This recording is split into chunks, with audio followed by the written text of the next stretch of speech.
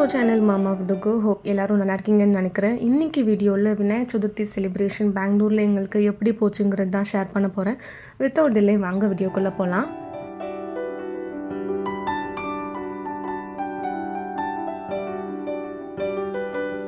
Saturday noon போல் DMart போனோம். கொஞ்சம் அந்த பூஜா பிளேட் அதெல்லாம் வாங்க வேண்டியது இருந்தது. கலெக்ஷன்ஸுமே நிறைய வந்திருக்கிறதா சொன்னாங்க. ஸோ அதுக்காக தான் போனோம்.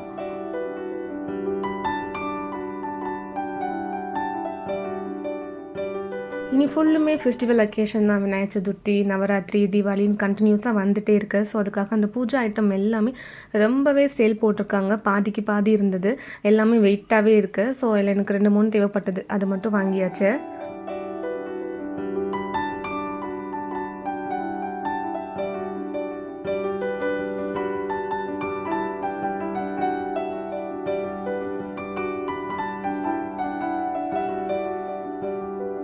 வாட்டர் பாட்டில் செஷன், அதுக்கப்புறம் இந்த காஃபி கப்ஸ் அந்த செஷன் எனக்கு ரொம்பவே பிடிக்கும். ரொம்ப டிஃப்ரெண்ட்டாக ஒவ்வொரு டைமே வச்சுருப்பாங்க.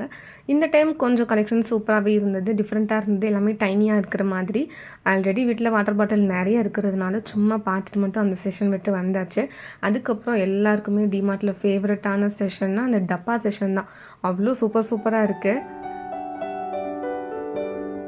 க்ளேயில் பண்ண களிமண், அதுக்கப்புறம் நார்மலாக அந்த சிமெண்ட்டில் ஒரு மாதிரி இப்போது ஒரு மெட்டீரியலில் பண்ணிகிட்ருக்காங்கல்ல. ஸோ அதெல்லாமே அங்கே இருந்துச்சு. ஸ்டார்டிங் ஃப்ரம் 299லேயே இருக்குது. கிட்ஸோட ஸ்டேஷ்னரி செக்ஷனில் ரொம்பவே புதுசாக வந்திருக்கு. இந்த பாக்ஸ்லலாம் எடுத்துகிட்டு போனால் கண்டிப்பாக பெட் அடிக்கிற அந்த பர்பஸில் தான் நினைப்பாங்க. ஏன்னா அதில் டேபிள்ஸ் எல்லாமே இருக்குது. தேவையான திங்ஸ் எல்லாமே வாங்கிட்டு அதுக்கு ஆப்போசிட்டில் டொமசந்திரா டிமார்ட்க்கு ஆப்போசிட்டில் செஃப் பேக்கர்ன்ட்டு ஒரு சூப்பரான டெசர்ட் ஸ்டோர் ரூம் இருக்குது. சூப்பராக இருக்கும். ரகோட ஆஃபீஸ்லேயுமே இவங்க தான் பண்ணுறாங்களா. ஸோ அதனால் அடிக்கடி சாப்பிட்டதுனால எங்களுக்கு ரொம்ப ஃபேவரட் ஆயிடுச்சு. பட் இந்த ஷாப்பில் வந்து கலெக்ஷன்ஸ் ரொம்ப கம்மியாக தான் இருக்கும். அந்த ஐட்டம் எல்லாமே கம்மியாக இருக்கும். ஏன்னா ஃப்ரெஷ்ஷாக இருக்கிறதுனால. நாங்கள் ப்ரௌனி அதுக்கப்புறம் சாக்கோலாவா வாங்கியிருந்தோம். டேஸ்ட்டு ரொம்பவே ஃப்ரெஷ்ஷாக சூப்பராக இருந்துச்சு.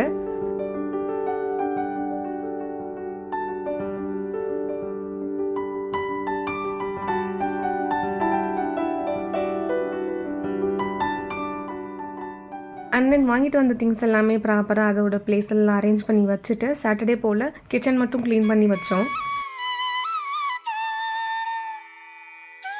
அண்ட் தென் இந்த வீடியோ மண்டேலேருந்து ஸ்டார்ட் ஆகுது. வீட்டு பக்கத்துலேயே நாங்கள் மெயின் பஜாரில் இருக்கிறதுனால வாக்கபிள் டிஸ்டன்ஸ்லேயே எங்களுக்கு எல்லாமே கிடச்சிடும். இந்த ஸ்டோர் வந்து வீட்டு கீழே தான் இருக்குது. ஸோ இங்கே எல்லாமே இருக்கும்.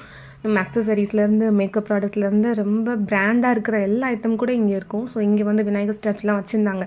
ஸோ நீங்கள் பார்க்கலான்னு தான் போனோம். ரொம்பவே அழகழகாக இருந்துச்சு. பட் எதுவுமே க்ளேயில் பண்ண மாதிரி கிடையாது. அந்த சிமெண்ட் இப்போ ஒரு மாதிரி பிளாஸ்டர் அந்த மெட்டீரியல் பண்ணுறாங்கல்ல, அதுதான் இங்கே இருக்குது.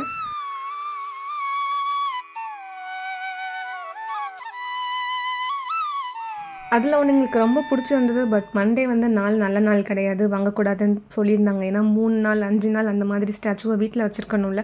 ஸோ அதுபடி பார்க்கும்போதும் அது நல்லா இல்லை. அதனால் டியூஸ்டே வாங்கினேன்னா 28 நம்ம வந்து கோவில்லையோ இல்லை இங்கே ஏதாவது ஊர்வலம் கொண்டு போவாங்கள்ல, நம்ம அப்போ கூட கொடுத்து விடலாம். ஸோ அந்த மாதிரி தான் இங்கே ஃபாலோ பண்ணுறாங்க. ஏன்னா எல்லாமே அப்பார்ட்மெண்ட்டில் இருக்கிறதுனால யாருமே போய் ஆறு குளம் அந்த மாதிரிலாம் தேடி போய் போடுறது கிடையாது. முடியலைன்னா நம்ம கோவிலில் கூட போய் வைக்கலான்ட்டு.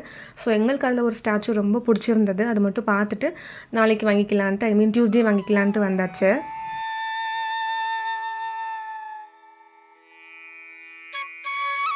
விநாயகர் வைக்கிற டேபிளுக்கு பேக்ட்ராப்பில் கொஞ்சம் டெக்கர் பண்ணலான்னு தோணுச்சு. ஃபஸ்ட்டு ட்ராயிங் பண்ணலான்னு தோணுச்சு. பட் டுகு வச்சுட்டு என்னால் முடியவே இல்லை. அதுக்கப்புறம் நம்ம கிஃப்ட் கவர் வாங்கி வச்சிருந்தோம்ல, ஒரு பண்டலாக மீஷோவில் இருக்குது.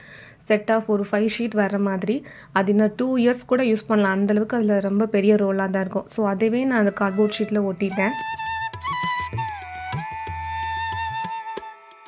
And then Tuesday evening 6:30 to 8:30க்குள்ளே நல்ல நேரம் போட்டிருந்தது. நம்ம அப்போ போய் சிலை வாங்கிட்டு வீட்டுக்கு கூப்பிட்டு வரலான்ட்டு.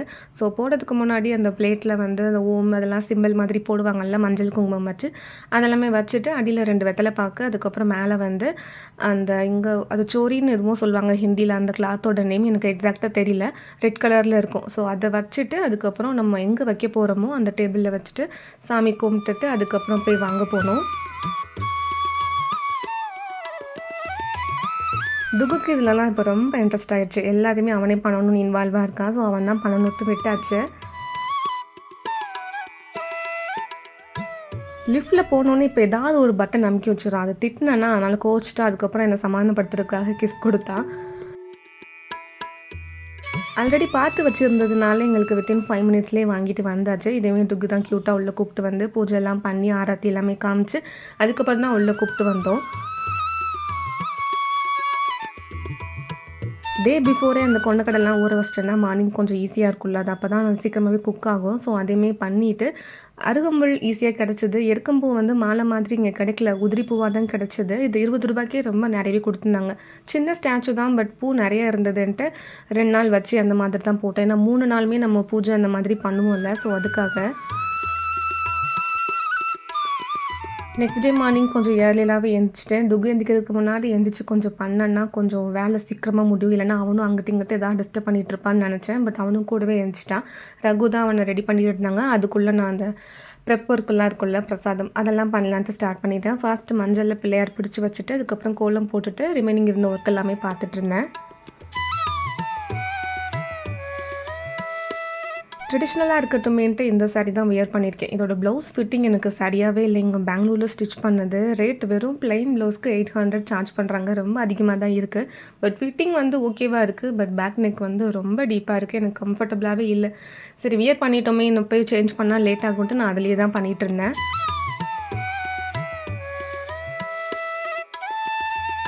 பிரசாதம் 2 பண்ணலான்ட்டு தான் பிளான் பண்ணோம். ரகுமே ரொம்ப பண்ண வேணாம், டுகும் சாப்பிட மாட்டான், நம்மளுமே அவ்வளோவா சுகர் சாப்பிட மாட்டோம். ஸோ சாமிக்கு வைக்கிறதுக்காக 2 மட்டும் பண்ணால் போதும்னு சொல்லியிருந்தாங்க.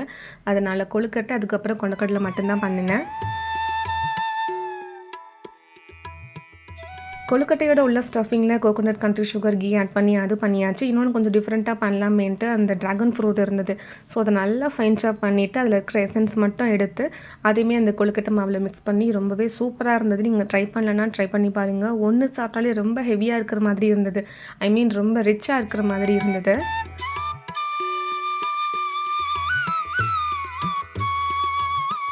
கலர்ஃபுல்லாக கொழுக்கட்டை சூப்பராகவே ரெடி ஆயிடுச்சு. அதேமாரி நல்லா ஸ்டீம் பண்ணி எடுத்துட்டு அதுக்கப்புறம் பூஜை அந்த செட்டப்பில் போய் வச்சாச்சு.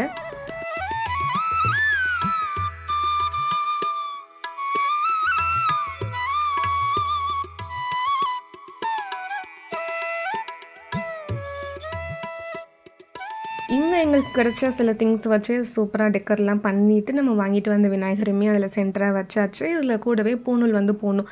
அதிலே பெயிண்ட் மாதிரி பண்ணியிருந்தாங்க. பட் நம்ம அதையுமே போடணும். ஸோ அதையுமே போட்டு விட்டாச்சு. அப்புறம் மெயினாக டுகுவோட பிள்ளையார் வைக்கலன்னா இப்படி அவங்களுக்கு சூப்பராக க்யூட்டாக பண்ணிட்டு வந்தால ஸ்கூலில், அதையுமே வச்சு சாமி கும்பிட்டாச்சு.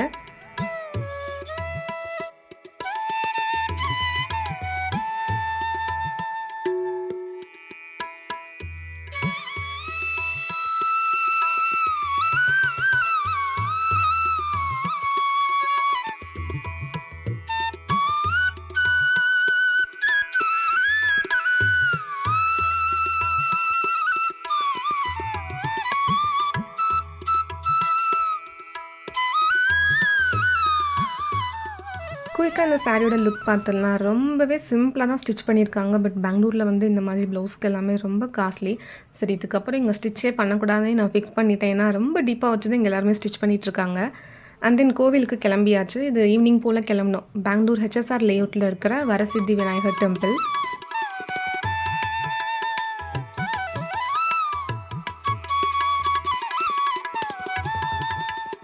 பெங்களூரில் வெதர் அன்பிரடிக்டபிள் தான். நானே நிறைய வீடியோவில் சொல்லியிருப்பேன். நீங்களுமே நிறைய வீடியோவில் யாராவது சொல்லி கேள்விப்பட்டிருப்பீங்க. ஒவ்வொரு ஏரியாவுக்குமே மழை வந்து டிஃப்ரெண்ட்டாக பெஞ்சிட்ருக்கு.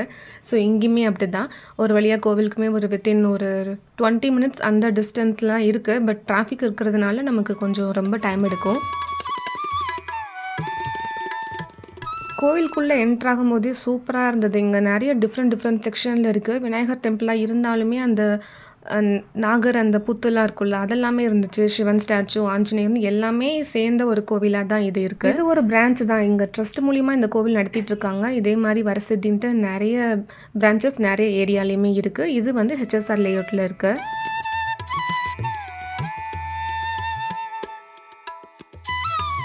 ஈவினிங் போல் அதுவும் மழை பெஞ்சிட்டே இருக்கிறதுனால யாருமே அவ்வளோவா க்ரௌட் இல்லை. மார்னிங் வந்து நிறையவே க்ரௌடு இருந்ததா சொன்னாங்க. ரொம்ப நேரம் லைனில் நின்று பார்த்த மாதிரி தான் இருந்துச்சுன்னு சொல்லியிருந்தாங்க அங்கே இருக்கிறவங்கலாம். பட் ஈவினிங் வந்து கொஞ்சம் அந்த க்ரௌடு வந்து அவ்வளோவா இல்லை.